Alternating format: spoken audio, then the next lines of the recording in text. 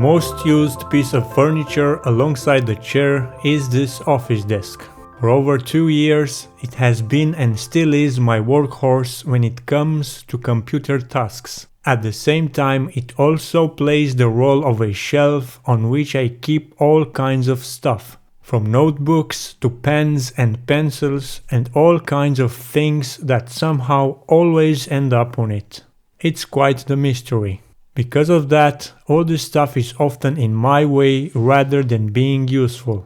The cabinet below the desk is quite full too, and I don't want to shove everything in there. So, to solve forever my clutterness or at least minimize it, I've decided to build a nice shelf. As in any project, measurements are highly required. I have to make sure that its length will be suitable to allow the computer to fit next to it. The width of it must be at least the same width as the leg of the monitor, and the height must permit the center of the monitor to be roughly at the same level as my eyes. I am using my advanced sketching skills to draw a model of the shelf as a reference. This will give me a starting point, and at the same time it will give you some understanding of what I'm yapping about. The legs will be the special feature of this shelf, which I'll make from strips of wood, and they will resemble the strips on the sides of my desk. I think they will look great. Initially, I wanted to keep it simple, with just 2 shelves, but on second thought, I've decided to complicate it a bit by adding 2 small drawers. And without any other changes of mind, it's time to put everything I've said into practice.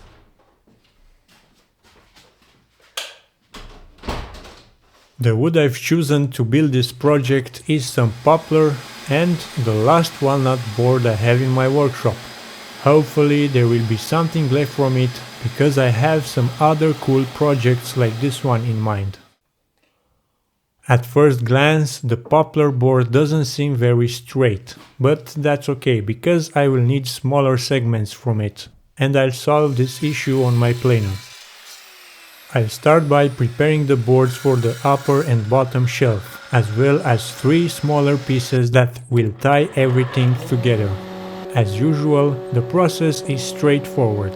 I'm getting a first straight edge as a reference for my table saw and cut all the pieces at a suitable width. After that, I am removing the ugly layer of wood.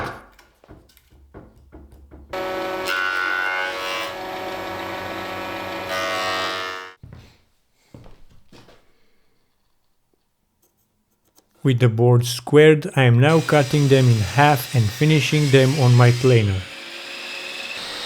I think they have a suitable thickness to form the cabinet, which is around 16 millimeters. I'm now gonna use the sad face, smiley face methods to join them, because I want to keep the wood grain symmetrical. This could be an issue in the future when the wood absorbs moisture, but I may be wrong.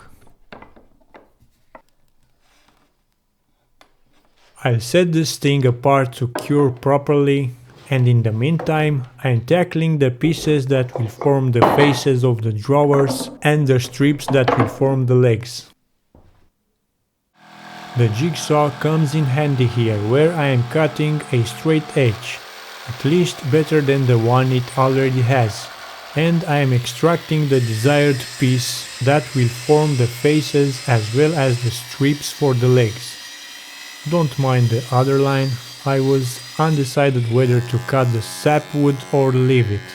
The choice was simple, as this is the last piece of walnut I have. I am also taking a slice from it instead of turning it into wood chips on the planer, because the leftover might come in handy someday. And with a few passes, I am getting a gorgeous piece of walnut that I am sure will look even prettier when I apply the oil.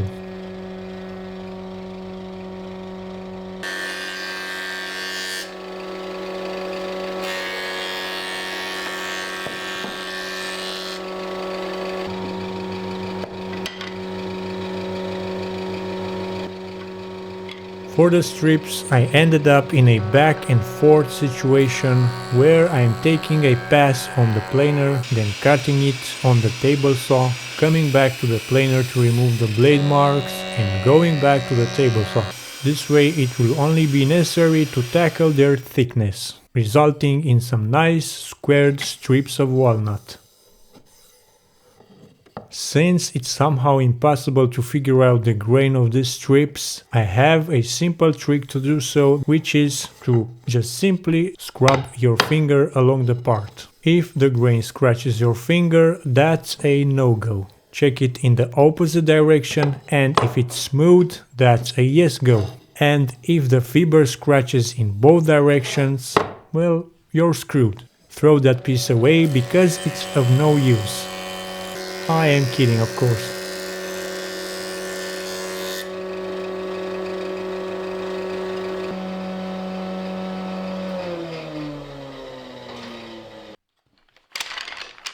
Let's not forget about the drawers. For those I'll use some beech, which I think will be perfect for this. And with the same cut and plane process, I'm getting them through their rough dimensions. So far there are 3 pieces of wood that are going into this project. And you may think that this was the hardest part of this project, but the hardest part has yet to come.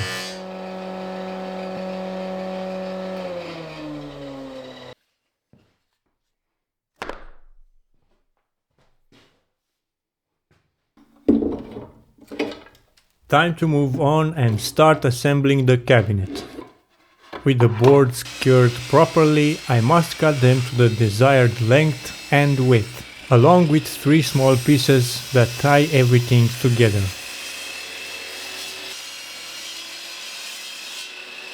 Before I join them together, I must make sure the strips will go as planned, meaning they must be 1 centimeter apart for symmetry. Also, the upper board will be wider than the lower one. This way the drawers will sit flush with the board above and cover the bottom one. It will make sense soon. For the joinery, I'll keep things simple and use dowels, nothing fancy. This piece doesn't require strong joints. I'm sure they will offer plenty of strength for a desk shelf, since it only needs to hold the weight of the monitor.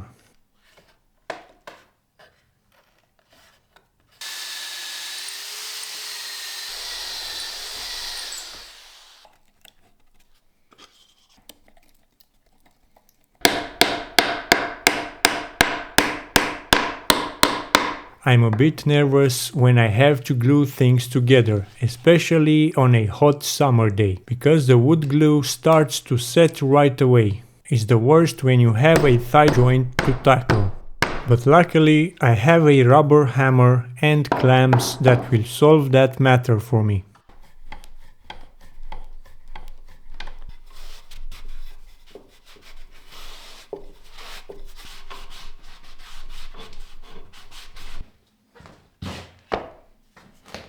First things first, I must take some measurements and cut everything accordingly. Also, I am creating the grooves for the bottom part. Making the drawers is fun, fitting them and making them slide easily is a whole other story, especially if you mount them old school, but we'll see soon how this turns out.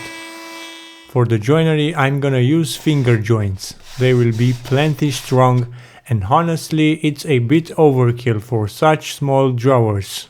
On my mortising machine, aka Chinese CNC spindle router mounted on an old French mortising machine, I have no idea how to call it, I am stacking all the back and front pieces of the drawers and start making the slots at a distance of 8 mm from each other, the exact diameter of the bit. For the lateral parts of the drawers, I am repeating the process, but with the stacked pieces raised 8 mm from the table. And just like that, I am scooping the slots like I am scooping butter with a knife. I've ended up with a very tight fit, way too tight. but this will be solved with a few passes with the sandpaper.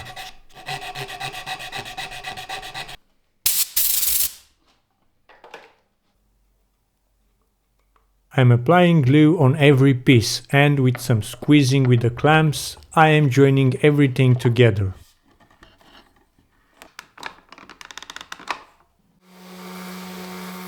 With a few passes with the sander, I am revealing a nice joint that will look even better when applying the oil.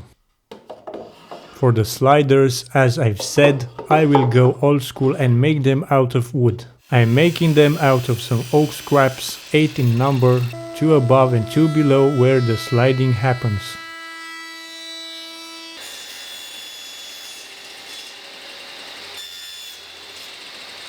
To mount them, I am using wood glue and pressing them with the help of the drawers and some hinges. Hinges? Wedges. Wedges. Am I the only one who confuses these two words with each other? Once the glue cures, I will attach the other two.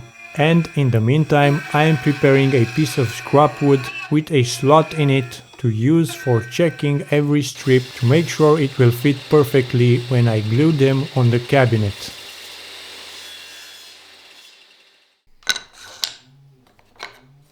For that, I'm gonna use the hand planer and take small portions of material until I have a perfect fit.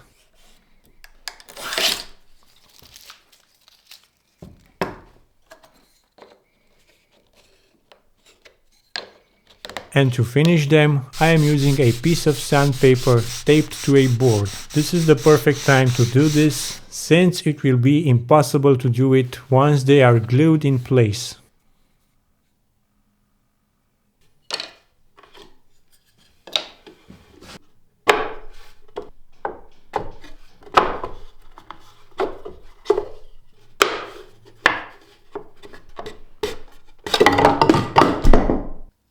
Finally, I am gluing the other two sliders in place, and in this exact moment, it struck me. Are these things gonna slap from their places in the future when the wood starts moving, considering that they are glued perpendicular to the grain of the board? Maybe? Or perhaps I'm wrong. I may overthink this. It's not rocket science. The first try of the drawers, as expected, is very tight. That is great because I now have room for fine adjustments with some sandpaper.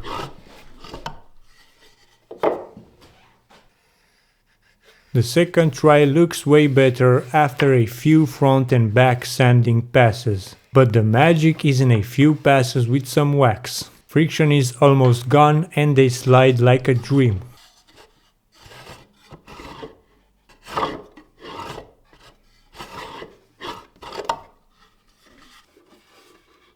Finally, I am starting to make the slots for the legs. The upper edge is wider than the lower one, and to compensate for that I must add a strip at the same height as the one above, so it sits nicely on the mortising machine table. The bit goes only half a centimeter into the material, because I don't want to interfere as much with the dowels inside. I am making a slot every 10 centimeters, matching exactly the thickness of the strips, aka legs.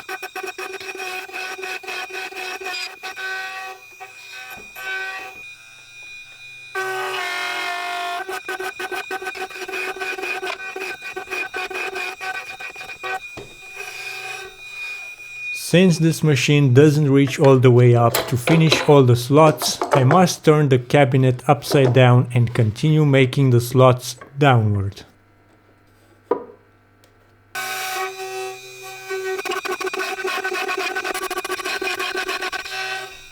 Now there is still a portion left in the middle which is impossible to reach with this method. Till I change the tactic and position the cabinet face down, cutting the slots with the up and down wheel, which took me quite a while.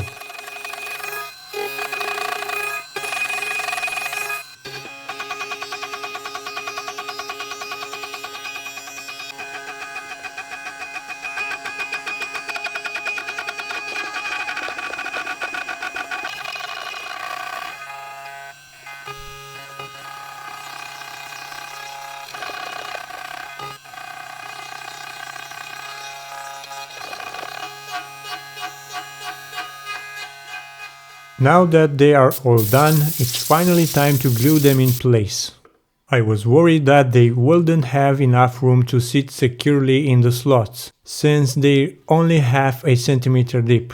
But now I am realizing that's enough. And the legs are plenty so that the weight will be distributed evenly.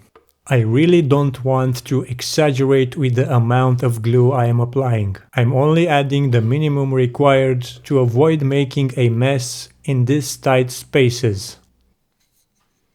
I am very happy with how they fit in their places, nice and snug with minimum effort. At the same time, I am very grateful that you've reached this part of this video, and I want to thank you. If you enjoyed this so far, please like and comment, and if you're new here, please consider subscribing.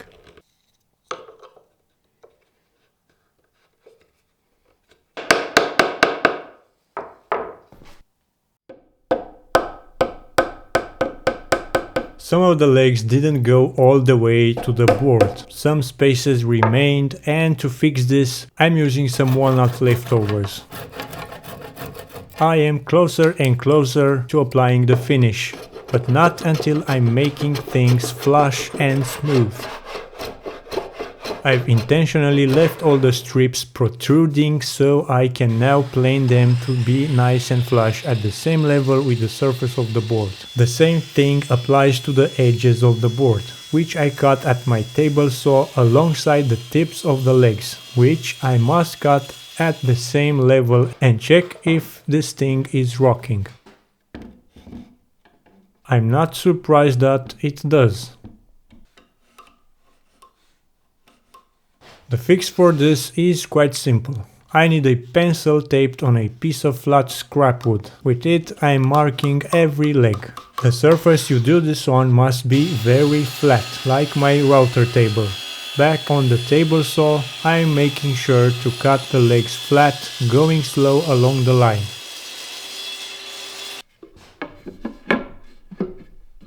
With all 20 legs cut at the same level, I am now preparing the faces of the drawers.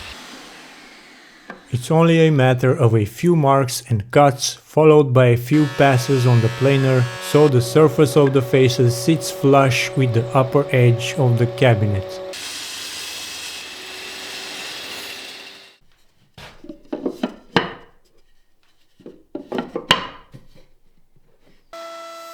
I'm giving a nice round over for the upper edges of the cabinet and for the sides of the drawers. This will offer a more natural look.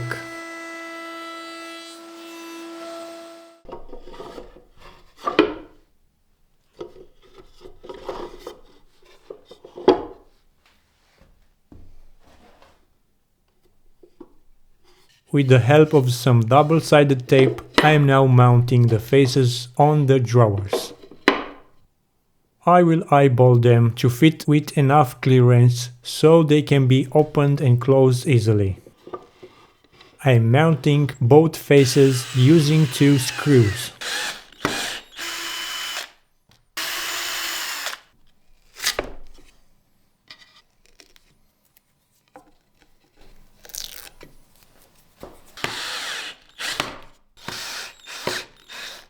They fit very well and the faces don't grab on anything. They close very nicely.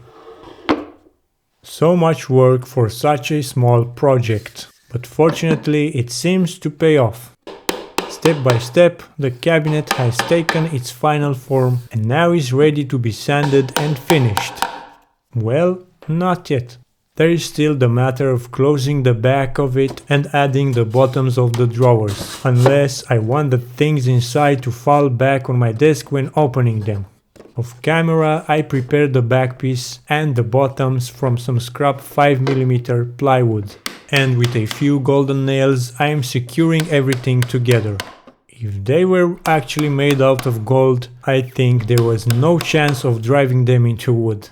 At the first hammer hit they would have bent.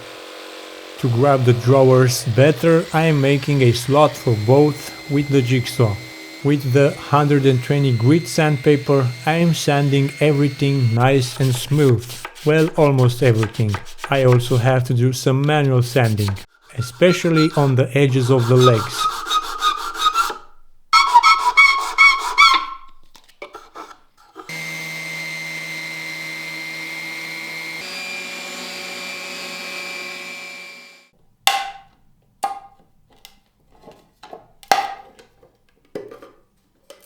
For the finish I am using 2 coats of hardtop oil, which will offer some character. Somehow, when applying this finish, it seems that everything comes to life, in different nuances and interesting grain patterns that were once just some boring pieces of rough wood.